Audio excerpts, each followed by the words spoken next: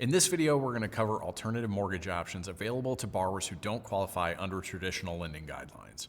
These loans are commonly referred to as alt-doc or non-QM, which stands for non-qualified mortgage. While they can be excellent solutions in the right situations, they typically come with higher interest rates, larger minimum down payment requirements, and sometimes stricter reserve requirements compared to conventional FHA or VA financing. That said, they exist for a reason, and for many borrowers, they're the difference between buying or refinancing a home and sitting on the sidelines. Most traditional mortgage programs require borrowers to qualify using documented income, calculated somewhat conservatively. This is especially challenging for self-employed borrowers because conventional and government loans qualify self-employed income based on taxable income, not gross income. If you're self-employed, it's common and smart for you to write off expenses. But those write-offs can significantly reduce your qualifying income on paper, even if your actual cash flow is strong. Alternative loan programs exist to bridge the gap by using different methods to measure income. Bank statement loans are the most common and widely used alternative loan product today.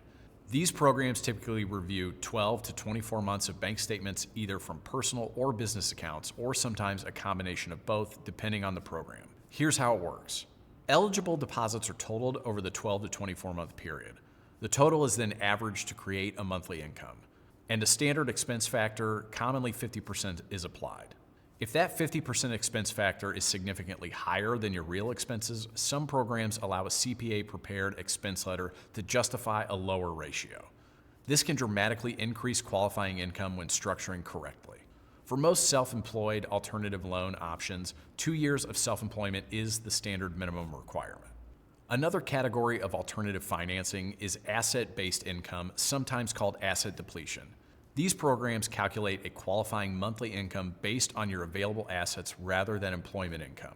While Fannie Mae and Freddie Mac technically allow asset depletion on certain conventional loans, the calculations are often restrictive, and retirement assets typically require the borrower to be at or near retirement age. Non-QM asset-based programs tend to be more flexible in calculations, more lenient on age requirements for retirement assets, and open to combining asset-based income with regular income. The trade-off is, again, higher rates and larger minimum down payments. DSCR loans, or debt service coverage ratio loans, are specifically designed for investment properties.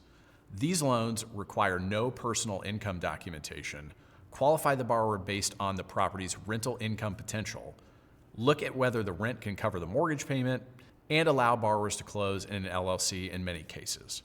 DSCR loans are not for primary residences and are strictly for investment properties. If you want a deeper dive into financing investment properties, check out our video on this on our channel or website. Alternative mortgage options are powerful tools, but they're not one-size-fits-all solutions. They require careful structuring, realistic expectations, and a clear understanding of the pros and cons. When used correctly, they allow borrowers with strong financial profiles but non-traditional income to still purchase or refinance their properties. If you found this video helpful, consider subscribing and following us on social media for more straightforward mortgage educational content. Thanks for watching.